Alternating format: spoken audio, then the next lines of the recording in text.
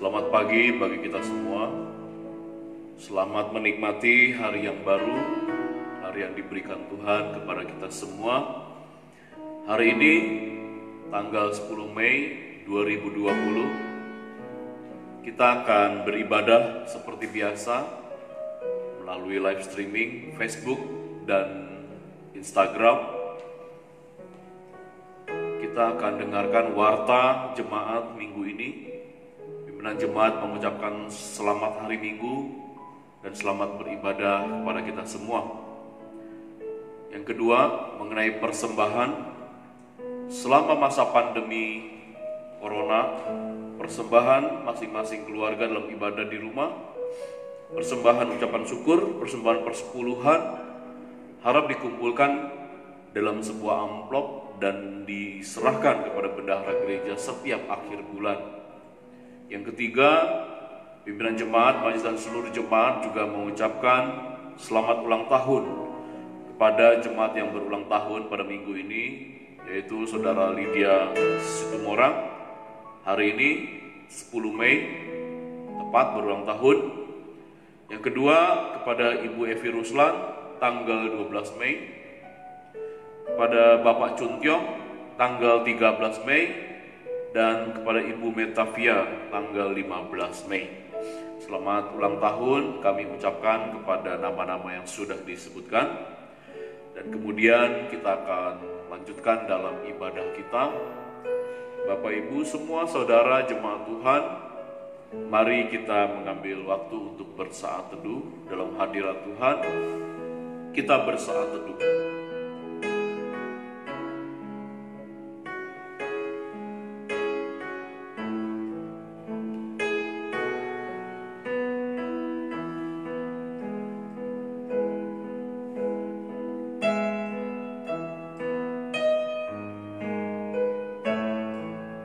Amin. Pertolongan kepada kita adalah di dalam nama Allah yang menjadikan langit dan bumi. Turunlah kiranya atas kita sekalian anugerah dan kasih setia dari Allah Bapa, Tuhan kita Yesus Kristus. Amin. Untuk mengawali ibadah kita ini, mari kita nyanyikan satu buah pujian, Besar Anugerah-Mu.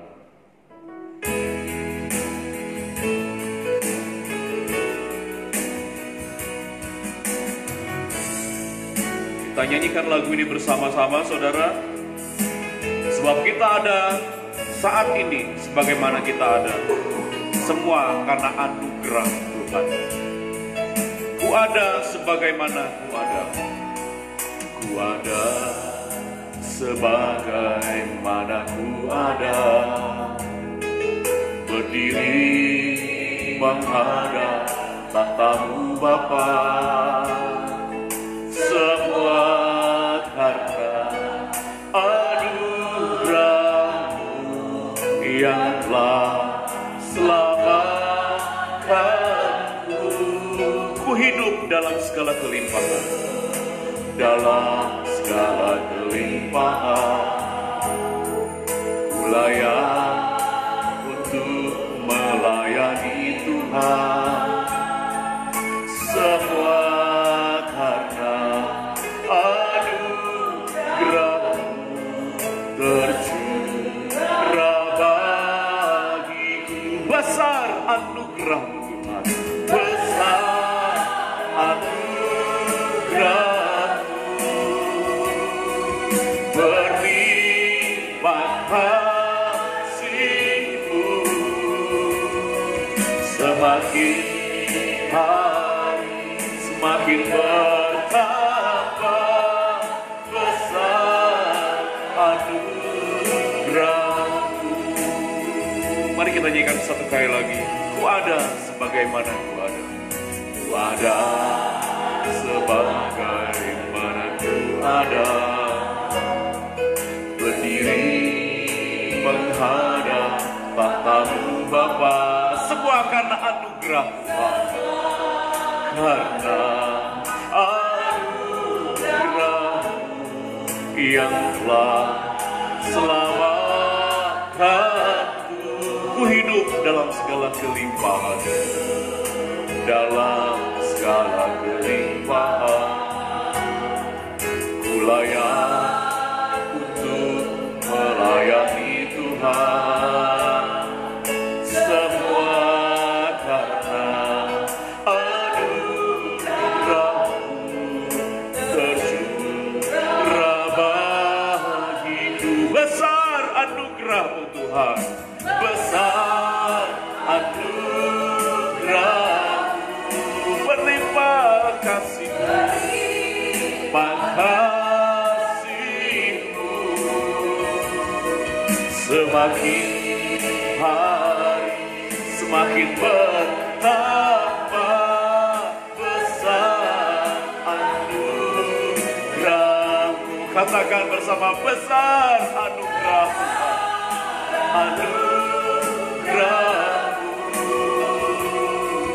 berlimpah kasih-Mu. Semakin hari semakin bertambah besar anugerah-Mu. Semakin hari semakin bertambah besar anugerah-Mu. Mari kita bersatu dalam doa. Terima kasih Tuhan, semakin hari semakin kami mengenal Tuhan, semakin kami hidup di dalam jalan-jalan Tuhan, semakin kami rasakan kelimpahan anugerah Tuhan menjangkau hidup kami, memerdekakan, memberikan semangat, sukacita, damai, sejahtera. Terima kasih Tuhan, kami akan percaya tidak sia-sia orang yang beribadah kepada Tuhan, tidak sia-sia orang mengikut hidup di dalam jalan Tuhan. Berkat, damai, sejahtera, kelimpahan akan kami alami. Terima kasih Tuhan. Dan saat ini kami berdoa, memulaikan ibadah ini di dalam nama Tuhan kami Yesus Kristus, nama yang berkuasa. Meskipun kami tidak bersama-sama dalam satu tempat, satu ruangan, tapi kasih Tuhan, keberadaan Tuhan, kehadiran Engkau menjamah, menjangkau setiap orang yang berseru kepada nama Tuhan. Dan saat ini Tuhan, biarlah ibadah ini boleh berjalan sesuai dengan kehendak Tuhan. Nama Tuhan boleh ditinggikan, jemaat Tuhan boleh mengalami damai sejahtera yang daripada Tuhan. Terima kasih Tuhan, biar kami boleh beribadah dengan baik, memuji, memuliakan nama Tuhan di minggu pagi yang indah ini. Kami mulaikan ibadah kami dalam nama Tuhan kami Yesus Kristus. Haleluya. Amin. Bapak Ibu Saudara kasih Tuhan, ketika masalah datang menghampiri kita, pergumulan kita alami hari demi hari, kita percaya hanya Tuhan perisai kita, hanya Tuhan benteng hidup kita. Mari kita naikkan pujian ini bersama-sama. Engkaulah perisai saat pada hidup menerpa, firman Tuhan di dalam kita menenangkan jiwa kita. Engkaulah perisai. Haleluya. Kita naikkan pujian ini bersama-sama, saudara. Engkaulah perisaiku saat pada hidup menerpaku. Janji-Mu di dalamku, pulihkan jiwaku, pulihkan jiwaku.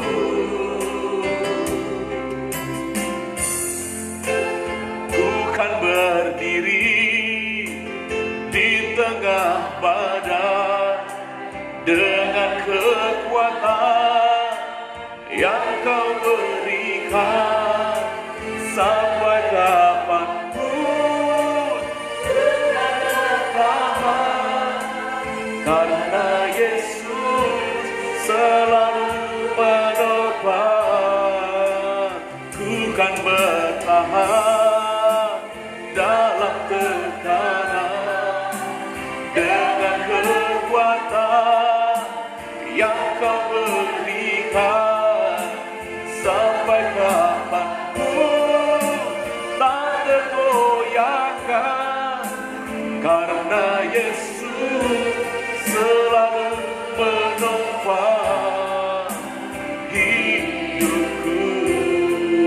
katakan bersama-sama, Engkau perisaiku Tuhan. Engkaulah perisaiku. Haleluya.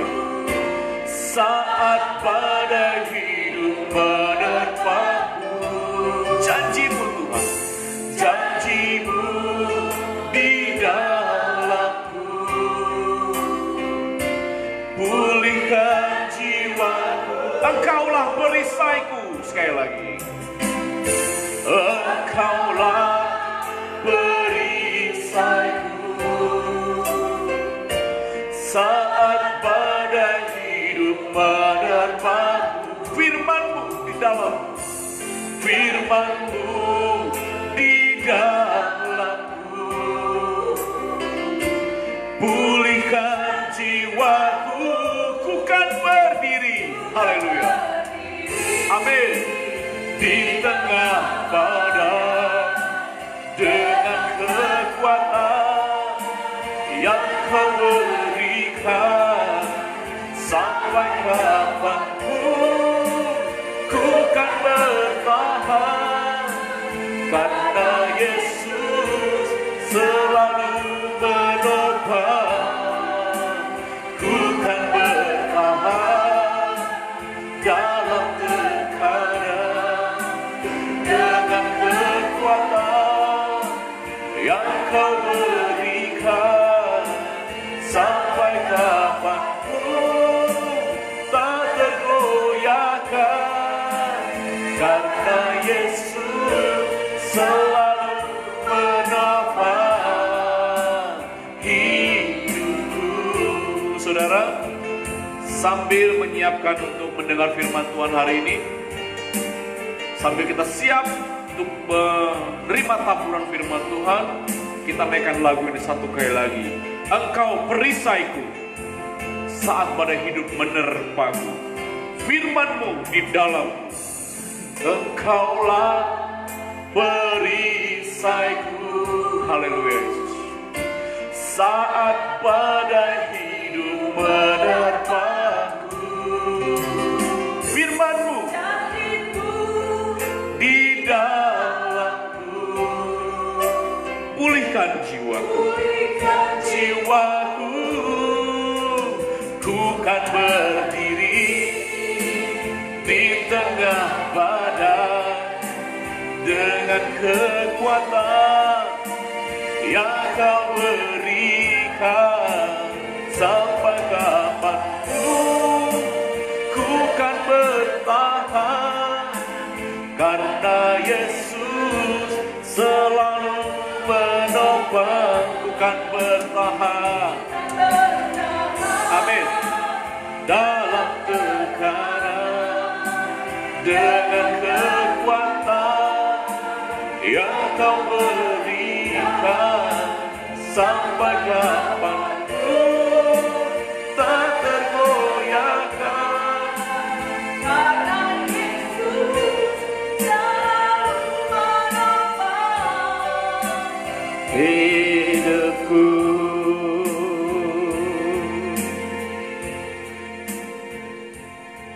Mari kita berdoa.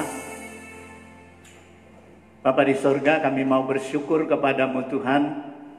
Kesempatan demi kesempatan Kau tetap berikan kepada kami, khususnya untuk merenungkan sebagian daripada firman-Mu. Kami mohon Engkau hadir Tuhan, memenuhi hati kami semuanya dengan Roh-Mu yang kudus. Dimanapun kami berada, kami boleh merasakan hadirat Tuhan. Biarlah firman-Mu hari ini boleh menjadi santapan rohani kami yang bermanfaat, yang akan mengubah hidup kami agar lebih berkenan di hadapan Tuhan. Terima kasih Tuhan, kami serahkan waktu ini di dalam tangan-Mu. Biarlah nama-Mu boleh dimuliakan. Di dalam Yesus Kristus kami berdoa. Amin. Shalom jemaat yang saya kasihi di dalam Yesus Kristus.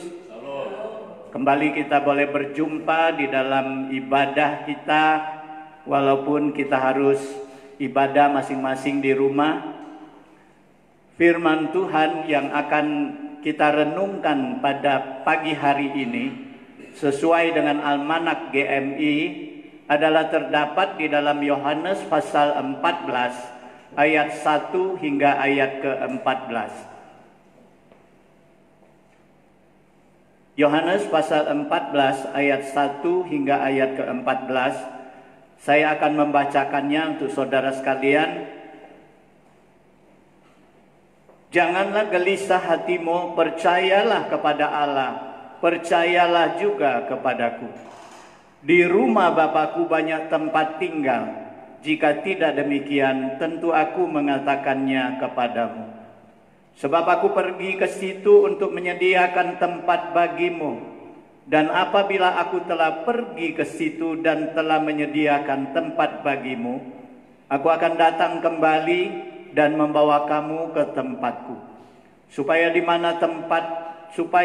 tempat di mana aku berada, kamu pun berada. Dan kemana aku pergi, kamu tahu jalan ke situ. Kata Thomas kepadanya, Tuhan, kami tidak tahu kemana engkau pergi. Jadi bagaimana kami tahu jalan ke situ? Kata Yesus kepadanya, Akulah jalan dan kebenaran dan hidup. Tidak ada seorang pun yang datang kepada Bapa kalau tidak melalui aku. Sekiranya kamu mengenal aku, pasti kamu juga mengenal Bapakku. Sekarang ini kamu mengenal Dia dan kamu telah melihat Dia. Kata Filipus kepadanya, Tuhan, tunjukkanlah Bapa itu kepada kami. Itu sudah cukup bagi kami. Kata Yesus kepadanya, telah sekian lama aku bersama-sama kamu, Filipus, namun engkau tidak mengenal aku. Barang siapa telah melihat aku, ia telah melihat Bapa. Bagaimana engkau berkata, tunjukkanlah Bapa itu kepada kami? Tidak percayakah engkau bahwa aku di dalam Bapa dan Bapa di dalam aku? Apa yang aku katakan kepadamu tidak aku katakan dari diriku sendiri, tetapi Bapa yang diam di dalam aku, Dialah yang melakukan pekerjaannya. Percayalah kepadaku bahwa aku di dalam Bapa dan Bapa di dalam aku. Atau setidak-tidaknya percayalah karena pekerjaan-pekerjaan itu sendiri. Aku berkata kepadamu, sesungguhnya barang siapa percaya kepadaku, ia akan melakukan juga pekerjaan-pekerjaan yang aku lakukan.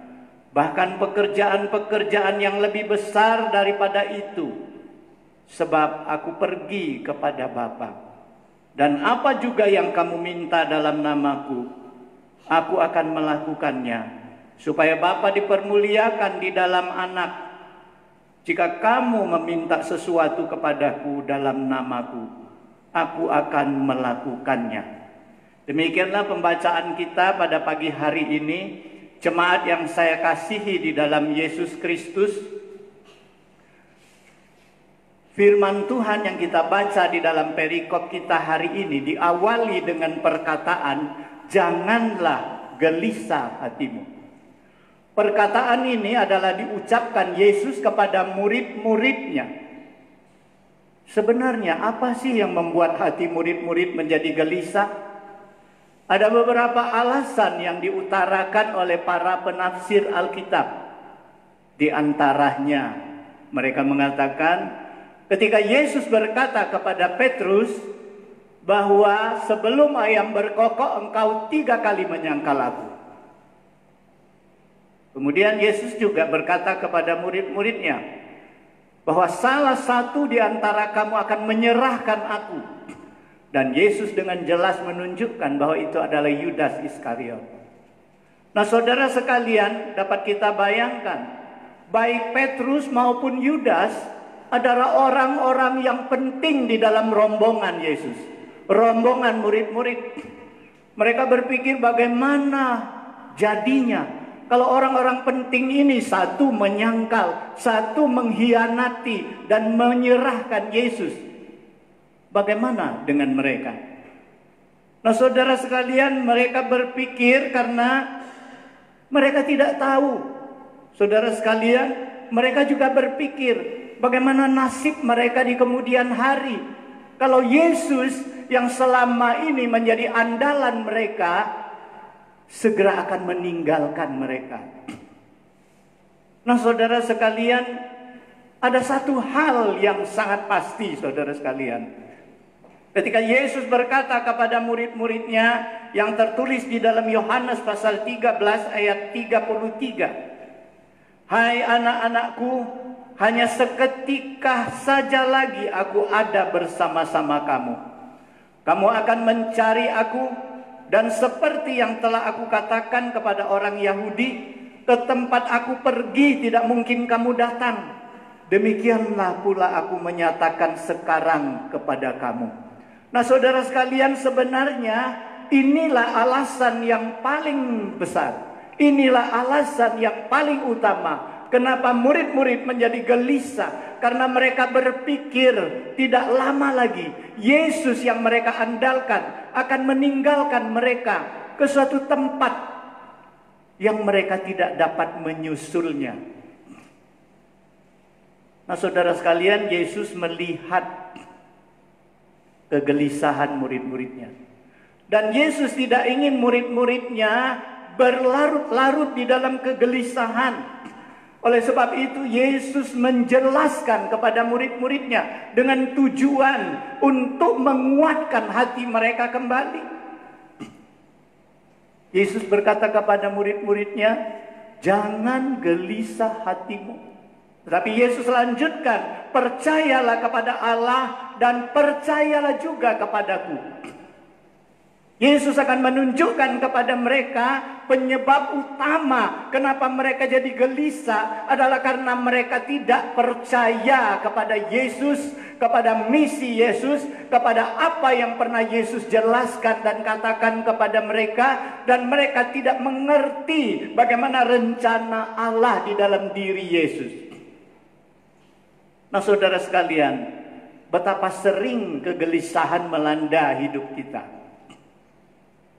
Hanya karena kita kurang percaya kepada Tuhan kita. Padahal Tuhan melalui Rasul Petrus pasal 5, 1 Petrus pasal 5 ayat 7 di situ mengatakan, serahkanlah segala kekhawatiranmu kepada Allah, sebab Ialah yang memelihara kamu. Saudara sekalian, kita padahal tahu bahwa kegelisahan itu tidak akan menyelesaikan masalah. Tetapi kita lebih suka di dalam kekhawatiran, kegelisahan. Kita tidak yakin bahwa kita mempunyai Tuhan yang lebih besar daripada segala masalah. Di sini Yesus akan menjelaskan kepada kita bahwa percaya kepada Dia adalah jawaban daripada segala kegelisahan. Saudara sekalian, lalu apa yang Yesus mau murid-murid itu percaya kepadanya? Ada 4 hal saya angkat di sini. Yang pertama, Yesus ingin mereka percaya bahwa Dia akan pergi ke rumah Bapa. Dia bukan pergi kemana-mana, Dia pergi ke rumah Bapa. Dan Dia akan menyediakan tempat tinggal bagi mereka di sana. Dan tidak selamanya Dia pergi, tetapi Dia janji akan kembali menjemput mereka ke tempatnya dan tinggal bersama-sama dengan Dia. Nah, saudara sekalian, di sini Yesus ingin mengatakan kepada murid-muridnya bahwa dunia bukanlah tempat tinggal abadi bagi mereka. Segala yang ada di dunia itu sifatnya sementara. Tempat abadi mereka itu adalah di sorga, di mana Allah bertahta. Disitulah tempat abadinya. Dan di situ betapa indah dan betapa sempurnanya tempat itu. Saudara sekalian, betapa megahnya bangunan yang kita tinggal. Betapa indahnya, nikmatnya kehidupan di dunia ini. Itu semua sifatnya sementara. Satu sifat yang sementara itu akan berlalu dan kita akan kembali ke tempat yang kekal. Saudara sekalian, di situ tempat yang indah dan sempurna. Sesempurna apakah indahnya sorga itu? Kita mungkin sering sudah dengar khotbah dari pendeta-pendeta tentang sorga. Ceritanya semuanya indah, semuanya sempurna. Tetapi yakinlah saudara sekalian, kesempurnaan, keindahan yang kita dengar dari khotbah maupun dari firman Tuhan, itu hanya seperti bayang-bayang, hanya kita memandang seperti di dalam cermin. Tidak ada satu keindahan seperti apa yang Yesus katakan di sini.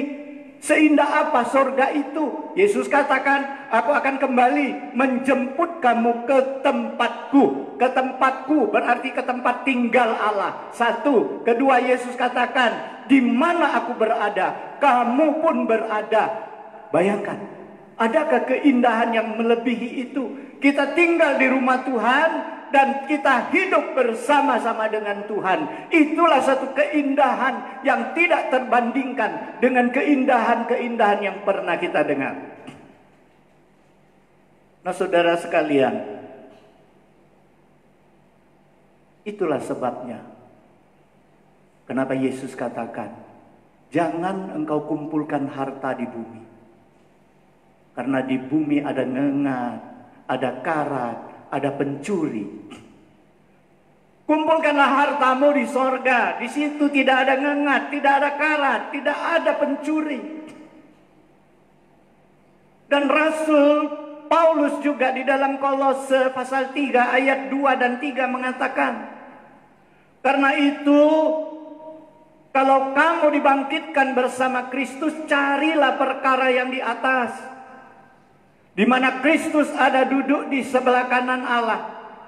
Pikirkanlah perkara yang di atas, bukan yang di bumi. Saudara sekalian, Yesus ingin mengatakan bahwa dunia bukan tempat tinggal abadi, sorga tempat tinggal abadi.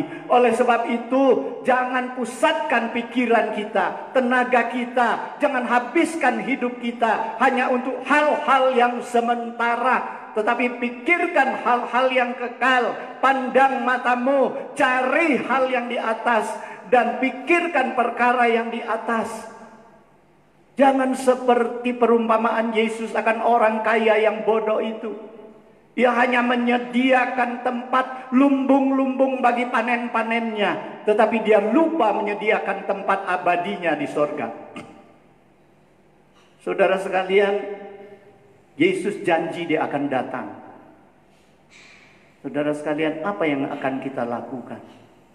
Yesus mau katakan kepada muridnya, kalau aku datang, jangan sampai terjadi seperti apa yang Yesus katakan. 2 orang yang bekerja di ladang, 1 diangkat, 1 ditinggalkan. Jangan terjadi seperti ada 2 perempuan yang memutar batu kilangan, 1 yang diangkat, 1 yang ditinggalkan. Kalau kita tahu Yesus bakal kembali menjemput kita, siap sedialah, berjaga-jagalah, dan berdoalah selalu. Hiduplah senantiasa di hadapan Tuhan. Maka ketika Kristus datang, kita sudah siap dijemput. Saudara sekalian, yang kedua, apa yang Yesus ingin murid-muridnya percaya? Ketika Yesus katakan, ke tempat aku pergi, kamu tahu jalan itu. Thomas ini orangnya realitas. Thomas kalau tidak lihat, tidak percaya. Dia katakan, Tuhan, kemana kau pergi? Kami tidak tahu jalannya.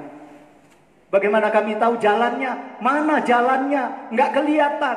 Dia mau lihat jalannya mana.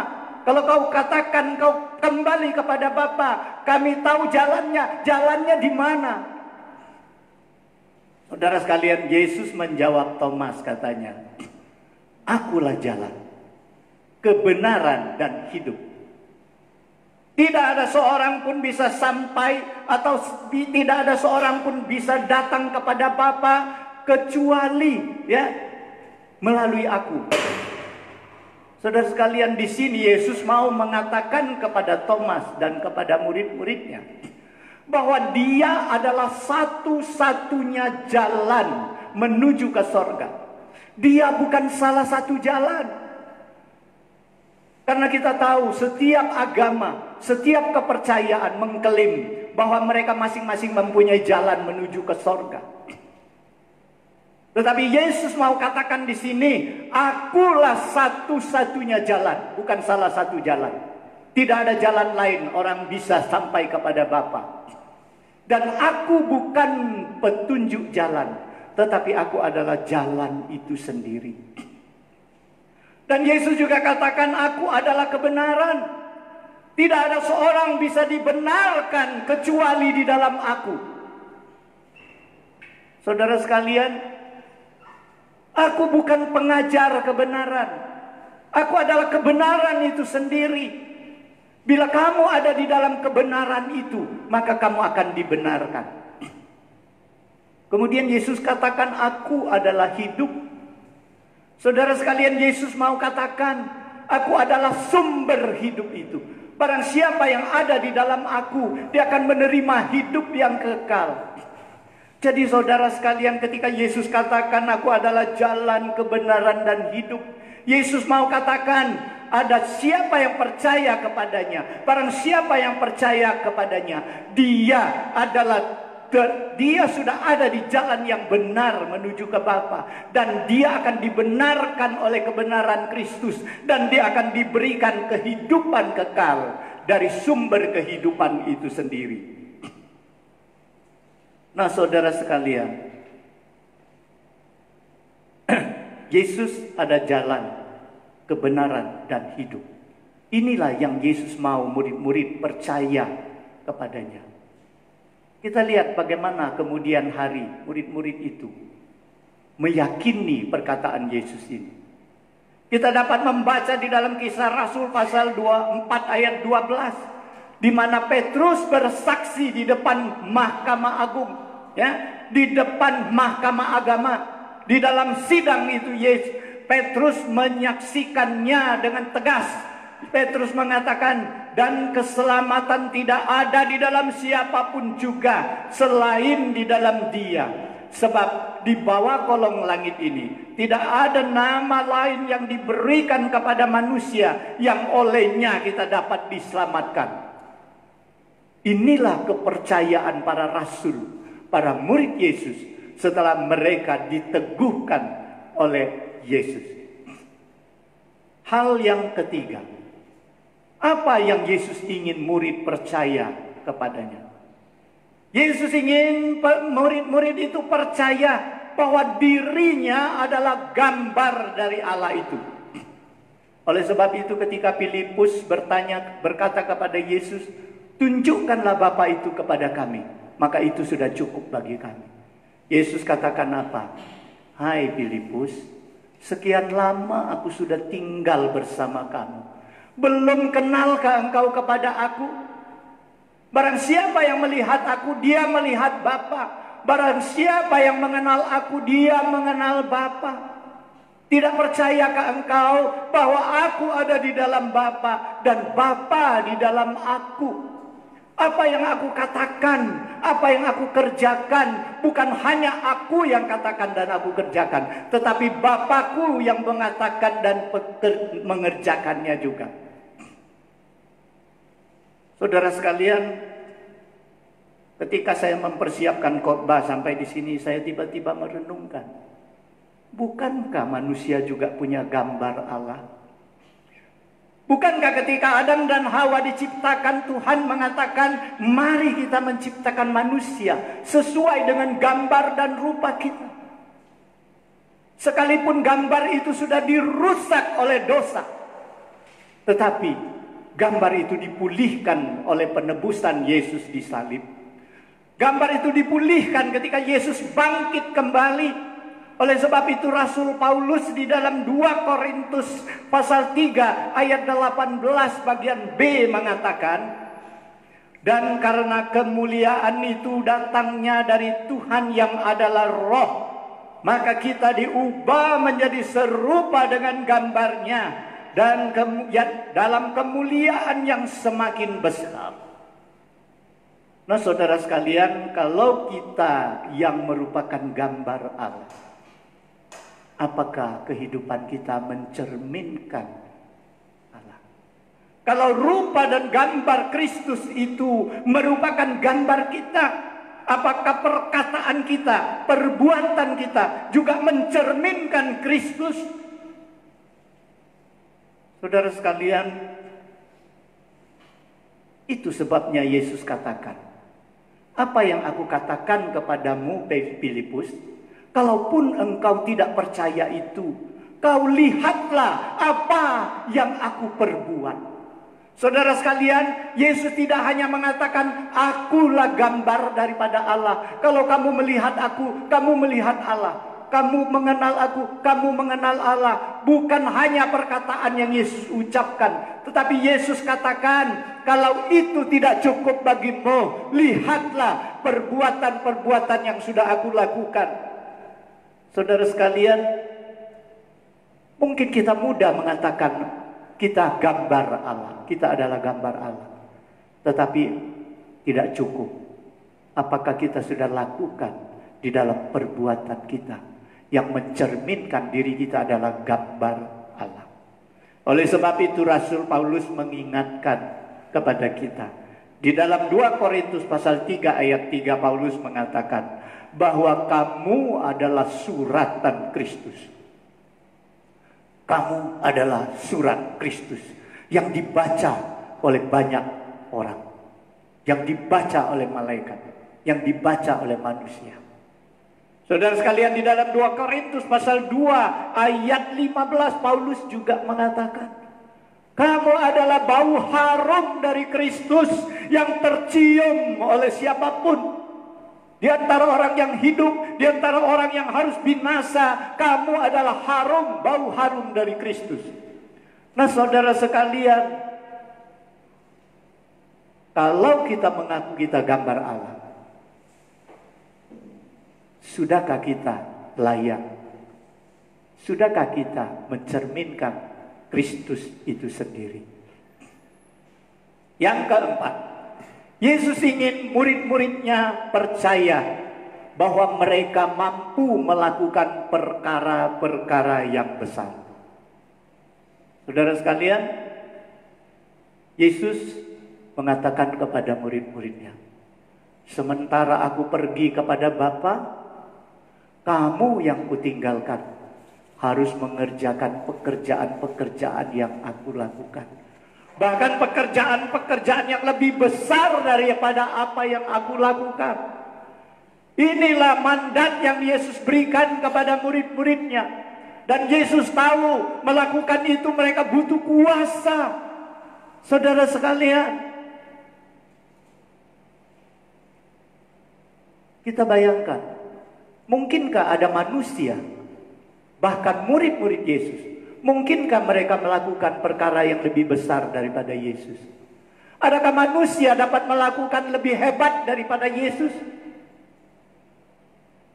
Tadinya saya siap khotbah ini, saya juga pikir ya, mungkin ini Yesus besar-besarkan saja hati muridnya, ya, bahwa kamu bisa lakukan yang lebih besar daripada aku lakukan, supaya murid-muridnya mau melakukan pekerjaan-pekerjaannya. Tapi ketika kita menyelidiki apa yang dikerjakan, apa karya yang murid-murid Yesus lakukan di dalam kisah para rasul, kita akan melihat kenyataan ini.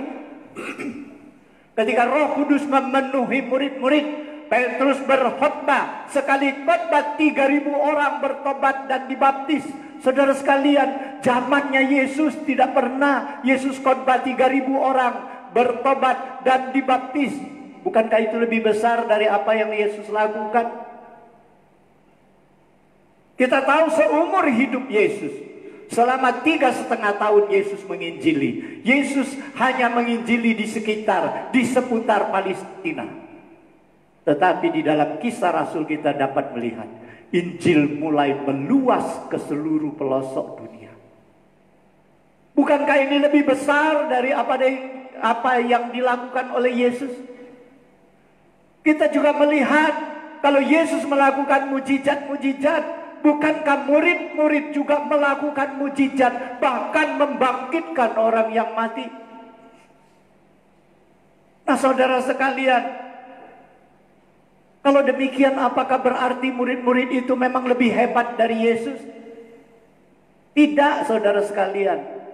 Mereka dapat melakukan perkara-perkara besar itu hanya karena kuasa yang Yesus berikan kepada mereka. Oleh sebab itu, Yesus mengakhiri perikop ini dengan satu janji doa. Saudara sekalian, apa kata Yesus?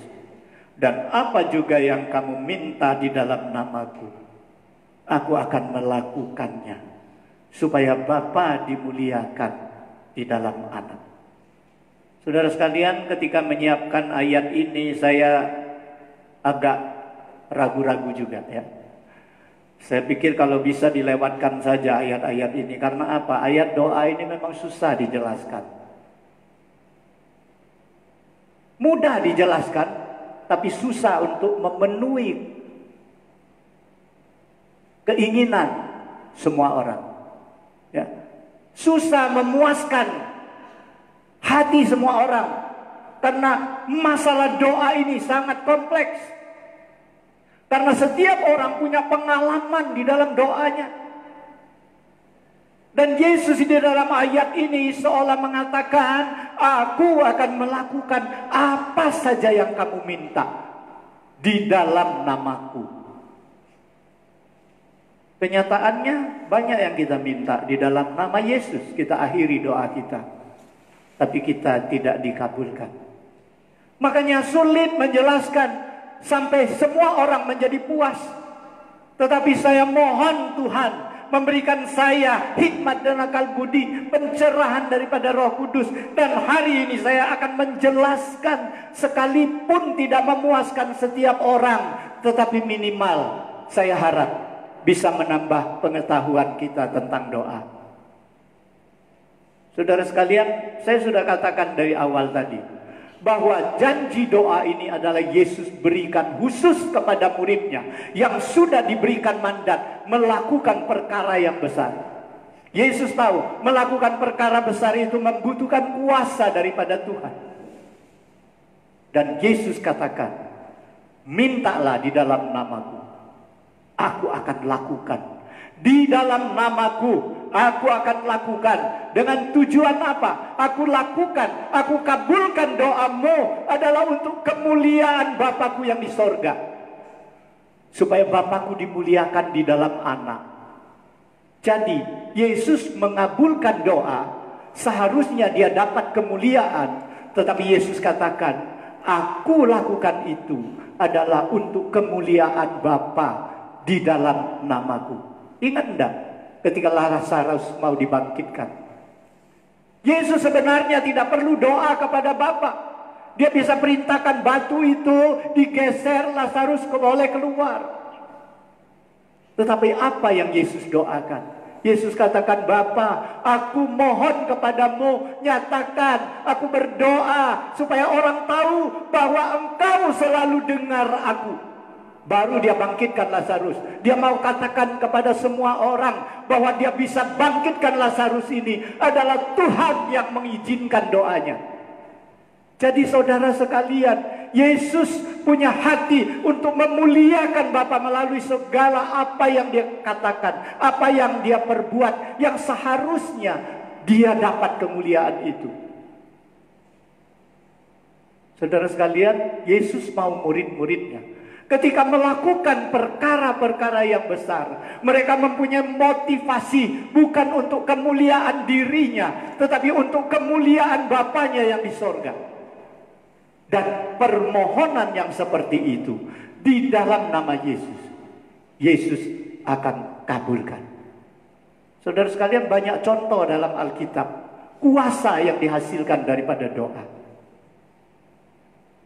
Kita lihat Simson yang sudah berbuat dosa. Dia sudah ditangkap, dia sudah disiksa.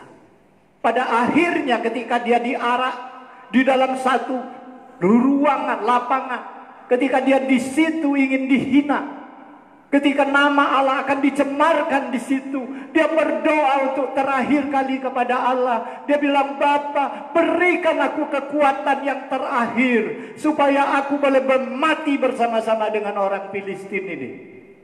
Saudara sekalian, doanya didengar.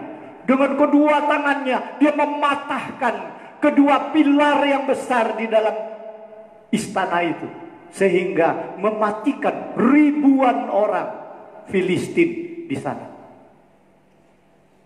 perkara yang besar karena doa. Kita juga melihat Elia di Bukit Karmel. Bagaimana dia bertarung dengan 450 nabi Baal di situ. Menantang mereka untuk membuktikan Allah siapa yang mampu menurunkan api dari sorga untuk membakar habis korban di atas mezbah. Doanya dikabulkan, Allah turunkan api dari sorga. Saudara sekalian, perkara yang besar karena doa.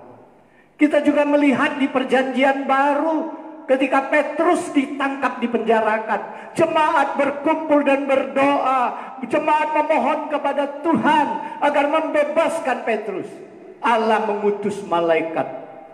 Walaupun penjara itu berlapis-lapis, tetapi malaikat membebaskan Petrus begitu saja. Jadi saudara sekalian, lalu aku pikir, apakah doa yang seperti ini juga berlaku di dalam doa kita sehari-hari? Apakah doa ini hanya khusus diberikan kepada murid-murid ketika mereka melakukan perkara-perkara yang besar? Tidak, saudara, seharusnya doa itu berlaku. Lantas bagaimana caranya kita memahami perkataan Yesus ini? Yang pertama, doa butuh iman. Dari awal Yesus sudah katakan kepada muridnya, percayalah kepada Allah, percayalah kepadaku. Itu modal pertama. Kedua, modalnya adalah untuk kemuliaan Tuhan. Itu yang Yesus katakan, agar Bapa dimuliakan di dalam anak. Ketiga adalah di dalam namaku. Ini yang berat, saudara sekalian. Kita tahu ya, kalau duta besar itu, di mana negara dia diutus di situ, dia harus hati-hati dengan perkataannya, dengan perbuatannya, apalagi dengan statement yang dia keluarkan. Karena apapun yang dia katakan di situ, statement apapun yang dia ungkapkan di situ, itu melambangkan negaranya yang berkata, negaranya yang memberikan statement.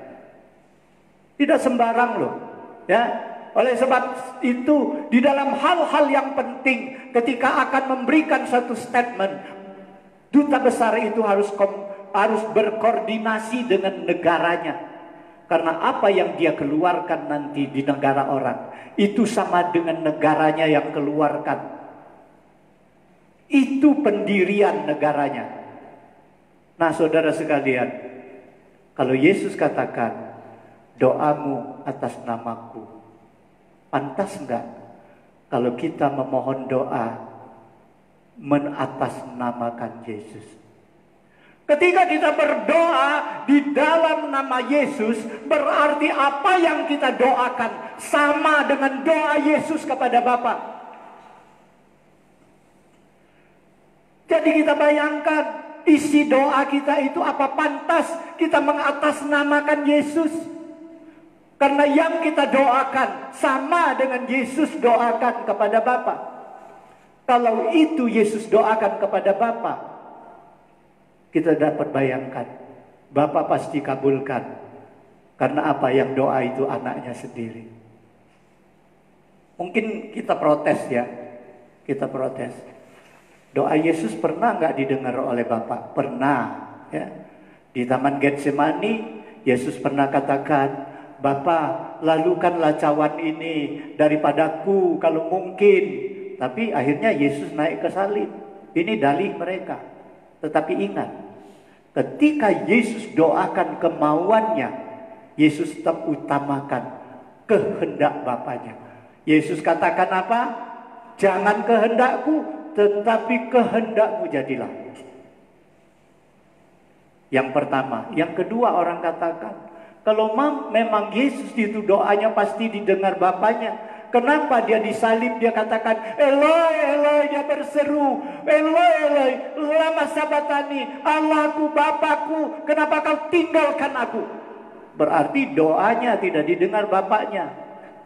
Dia ditinggalkan oleh Bapaknya. Saudara sekalian, banyak hamba Tuhan yang menjelaskan seperti ini. Boleh-boleh jadi ya. Karena pada saat itu yang Yesus bebankan adalah dosa manusia. Dan Bapa Bapa di sorga tidak mau melihat dosa itu. Oleh sebab itu Bapa memalingkan mukanya meninggalkan Yesus sementara. Itu banyak saya dengar. Tetapi saya merenungkan lama firman Tuhan ini. Dan saya punya pendapat yang lain. Ketika Yesus doakan Bapa, Bapa kenapa kau tinggalkan aku? Yesus mau menjelaskan kepada semua orang bahwa penderitaan yang dia derita di salib itu begitu beratnya, sama seperti Bapanya meninggalkan dia. Bagi Yesus tidak ada penderitaan yang lebih besar daripada ketika Bapaknya meninggalkan dia. Penderitaan yang dia derita itu sama seperti Bapaknya sudah meninggalkan dia. Padahal Bapaknya tinggalkan dia atau tidak? Tidak. Karena akhir hidup Yesus, ketika Yesus hembuskan napasnya yang terakhir, Yesus katakan apa? Bapakku serahkan nyawaku kepadamu. Saudara sekalian, buktinya Bapa tidak meninggalkan Yesus. Ketika Yesus menghembuskan napasnya terakhir, bumi menjadi goncang, gempa bumi terjadi, kubur-kubur terbuka, banyak orang yang mati bangkit. Ini kuasa daripada siapa? Kalau bukan Bapanya yang hadir di situ. Jadi saudara sekalian, kita bayangkan ya, ketika kita berdoa atas nama Yesus, maka kita perhatikan apakah isi daripada doa kita itu pantas mengatasnamakan Yesus. Karena Yesus yang akan doakan kepada Bapa kalau kita di dalam nama Yesus. Saudara sekalian, yang namanya pantas mengatasnamakan Yesus adalah isi doa kita itu setuju oleh Tuhan, sesuai dengan kehendak Tuhan. Itu pantas namanya. Ya, bagaimana sesuai dengan kehendak Tuhan? Kehendak Tuhan ada di mana? Ada di dalam firman-Nya. Tapi saudara sekalian, saya mendapatkan yang baru di sini. Doa kita memang harus sesuai dengan kehendak Tuhan. Tetapi ingat, hidup kita juga harus sesuai di dalam kehendak Tuhan. Karena banyak orang jahat, banyak orang yang tidak baik, mereka juga tahu kehendak Tuhan, tetapi mereka tidak hidup di dalam kehendak Tuhan. Itulah sebabnya kenapa Yakobus di dalam nasihatnya tentang doa mengatakan, doa orang benar, ya, orang itu harus benar. Doa orang benar bila didoakan dengan penuh kepercayaan, dengan iman yang penuh, maka besar kuasanya. Jadi saudara sekalian, tadinya tema khotbah ini saya berikan jangan gelisah. Tetapi tiba-tiba terakhir waktu mau mengisi tema, saya robah. Saya pikir ini enggak tepat. Saya bikin apa? Lakukan perkara-perkara besar. Karena apa? Karena saya anggap tidak zamannya lagi, tidak waktunya lagi kita gelisah ini, gelisah itu. Karena kita sudah tahu Kristus sudah bangkit, Kristus sudah ke sorga, Kristus sudah sediakan tempat, dan Kristus akan datang. Yang harus kita lakukan adalah mempersiapkan diri kita untuk dijemput oleh Kristus. Tetapi yang harus kita lakukan pada saat ini adalah melakukan sesuatu perkara. Perkara itu perkara yang besar. Perkara yang besar itu adalah pekerjaan-pekerjaan yang Yesus tinggalkan. Itulah sebabnya Yesus berikan amanat agung waktu dia mau naik ke sorga. Jadi saudara sekalian, tidak lagi waktunya kita berduka cita, tidak lagi waktunya kita bergelisah-gelisah dan berkekhawatiran. Tetapi sekarang waktunya lah kita melakukan sesuatu pekerjaan untuk Tuhan agar hidup kita berdampak. Saudara sekalian, kita tahu ya, virus corona yang begitu kecil bisa memberikan dampak yang begitu hebat dan dahsyat. Tapi dampak itu merusak kehidupan manusia. Sebagai umat Tuhan, umat pilihan Tuhan, apakah kita tidak seharusnya berdampak lebih dahsyat, lebih hebat lagi, bukan untuk merusak, tetapi untuk kesejahteraan manusia, untuk keselamatan jiwa manusia. Itu yang harus kita kerjakan. Lalu mungkin kita katakan, Tuhan, aku nggak mampu sih lakukan pekerjaan-pekerjaan yang besar, perkara-perkara yang besar. Bagaimana aku mampu? Saudara sekalian, kita lihat apa yang Yesus katakan di dalam Lukas pasal 15 ayat 7.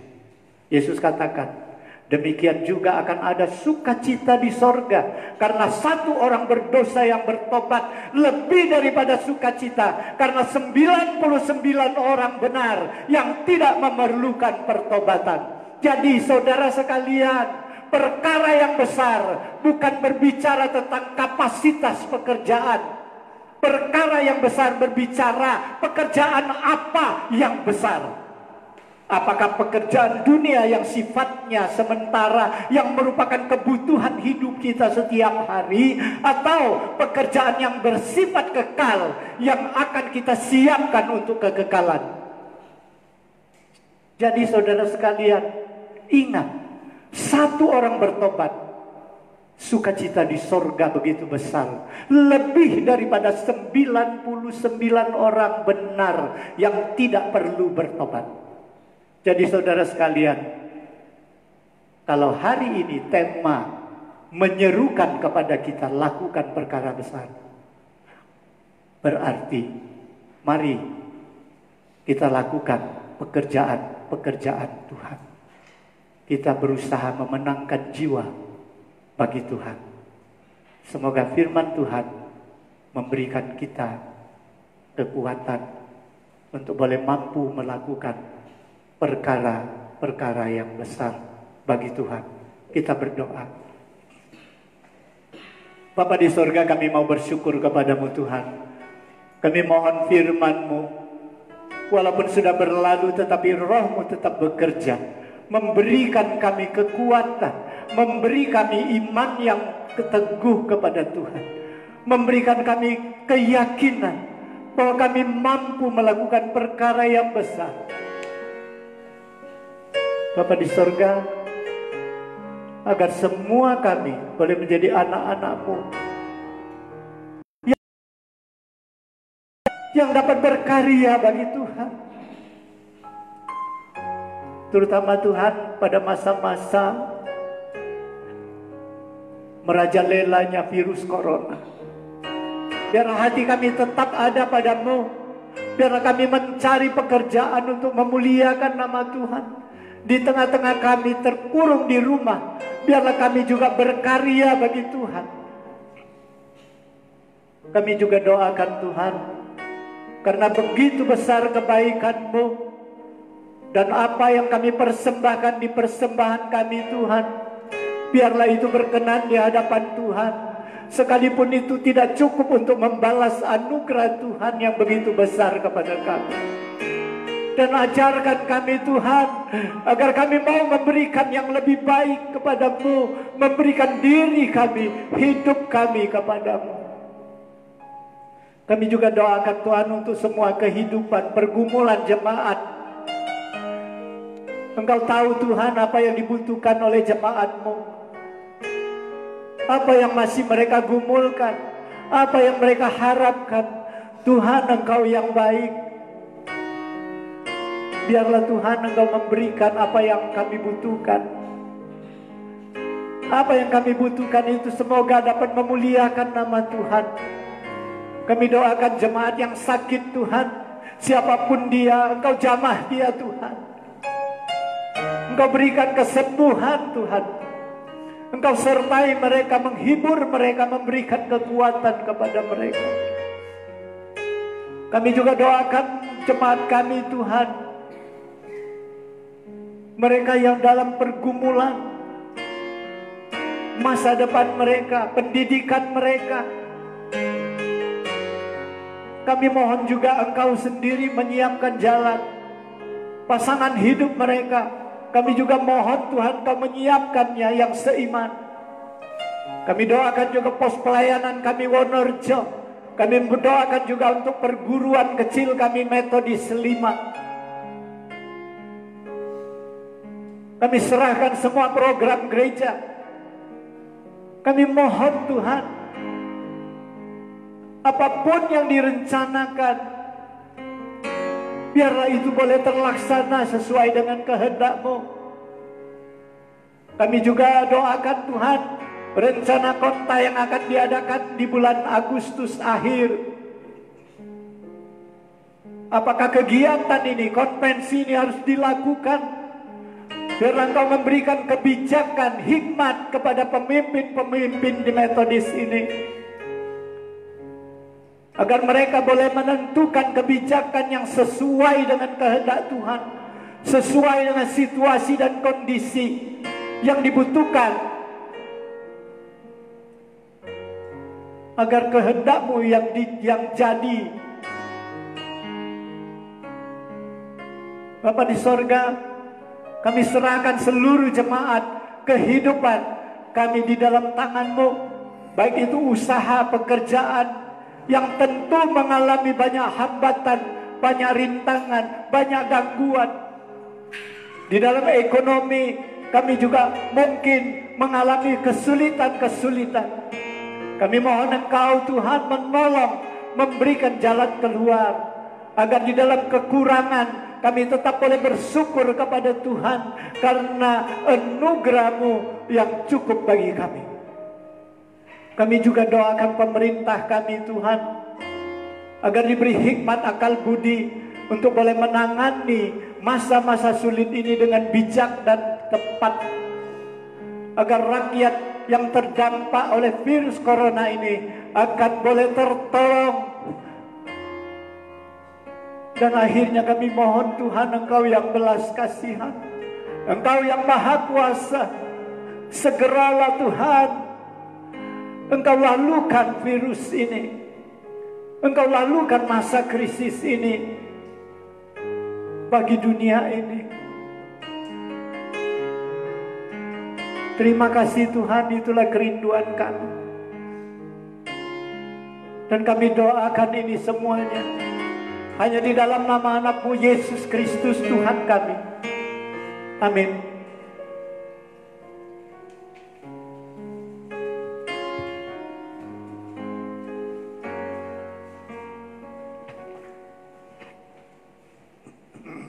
Terpuji nama Tuhan. Firman Tuhan sudah ditaburkan mengingatkan kita untuk kita tidak takut, tidak gelisah, karena Tuhan menyediakan kehidupan yang kekal di dalam kerajaan sorga. Untuk itu semasa kita di dunia ini, kita tidak perlu takut dan gelisah dengan situasi saat ini, tapi melakukan perkara-perkara yang besar yang diberikan oleh Tuhan dengan kuasanya. Saudaraku yang terkasih, kita memberikan persembahan syukur kita kepada Tuhan, karena Tuhan sudah memimpin kehidupan kita hingga saat ini. Kita bangkit berdiri, kita berserah kepada Tuhan. Kita naikkan pujian, hatiku percaya.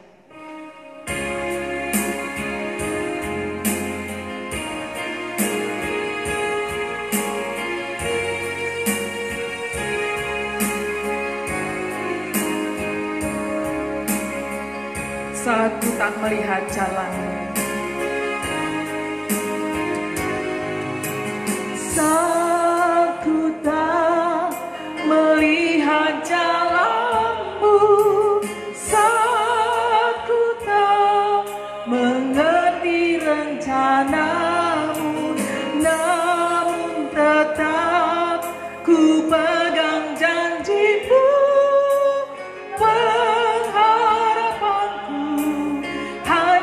Padamu saat ku tak melihat jalan-Mu, saat ku tak melihat jalan-Mu, saat ku tak mengerti rencana-Mu, namun tetap ku pegang janji-Mu.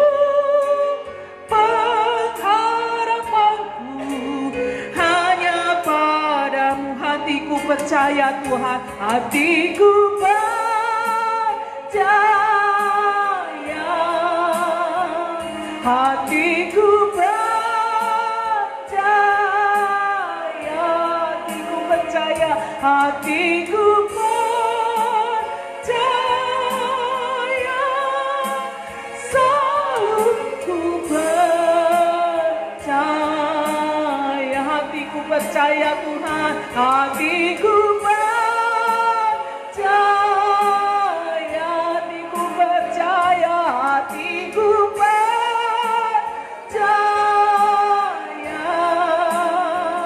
hatiku percaya, selalu ku percaya.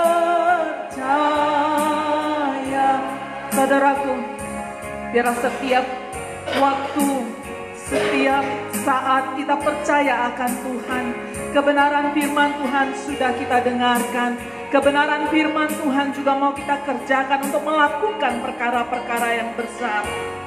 Biarlah kita melihat apa yang Tuhan tunjukkan dalam jalan kehidupan kita. Sehingga kita tidak perlu takut dan gelisah. Kita naikkan pujian ini, hatiku percaya Tuhan.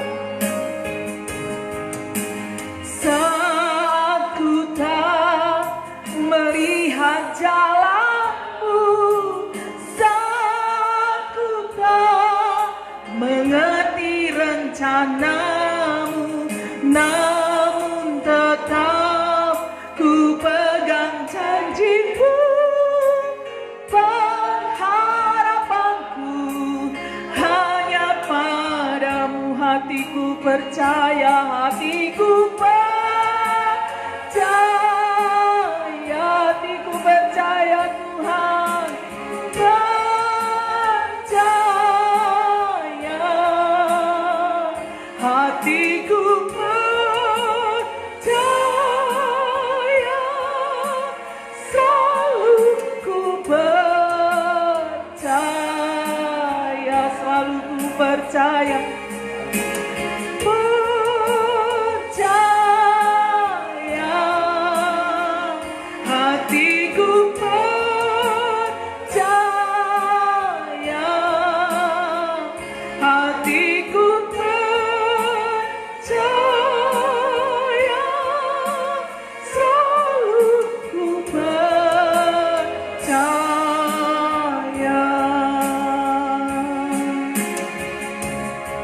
Mari kita berdoa-doa.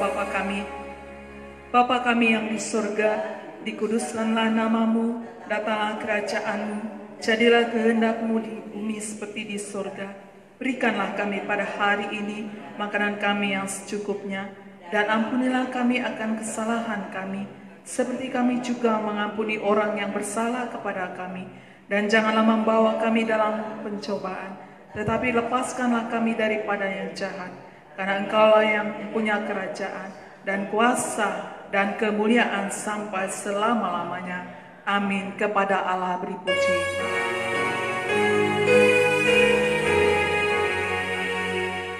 Kepada Allah beri puji, serta kepada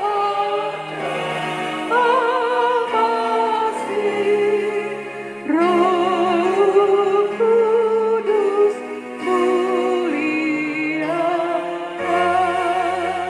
berkuasa dan berkasihan. Amin.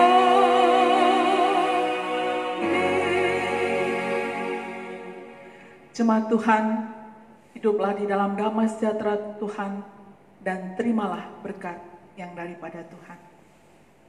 Kasih karunia daripada Tuhan kita Yesus Kristus, kasih sayang Allah Bapa serta persekutuan dengan Roh-Nya yang kudus, itulah yang memberkati saudara dengan kekuatan yang daripada Tuhan. Itulah yang memberkati saudara dalam usaha pekerjaan saudara, di dalam kehidupan rumah tangga saudara, dan dalam kehidupan saat ini hingga selama-lamanya Tuhan memberkati. Amin. Amin.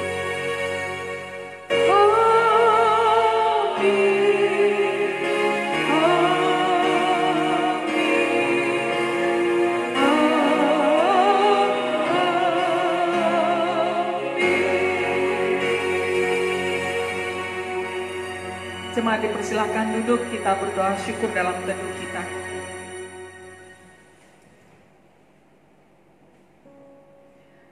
Tuhan memberkati, selamat hari Minggu. Amin.